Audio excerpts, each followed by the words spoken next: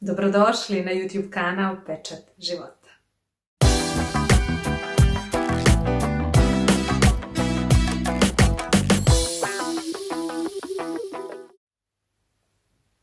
Ko sam, šta sam? Uopšte nije lak zadatak.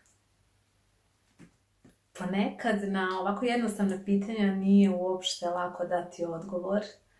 Ovdje treba onako što više stvari upakovati u što manje rečenica, ali ajde za početak neka bude osnovno predstavljanje. Zovem se Nataša Denić, imam 37 godina. Osnivač sam Instagram stranice Pečat života po kojoj je ovaj kanal i dobio ime.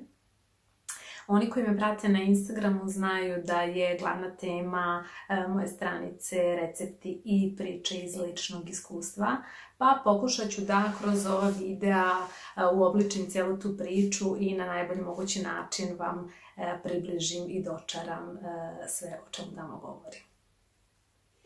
Postoji više razloga zbog kojih sam odlučila otvoriti YouTube kanal. Jedan od primarnih je taj što postoje teme o kojima sam do sada pisala, a od sada želim i da govorim. Mislim da je veliki problem današnjice nedostatak slobodnog vremena i da mnogi ljudi na Instagramu onako samo scrolluju i obraćaju pažnje na fotografije, a definitivno mali broj ljudi je taj koji zapravo čita taj tekst koji se napiše. Smatram da za video nekako lakše može da se pronađe vreme i da dok radimo neke druge stvari možemo da imamo uključenu temu zapravo tu o kojoj želimo da slušamo. Pored svega toga, smatram da je onako intenzivniji osjećaj, onako jača emocija dok slušamo i gledamo tog nekoga koji priča o određenoj temi nego samo kada čitamo određeni tekst. Također praktičnim smatram kada se priprema recept sa kompletnim pregledom i videom.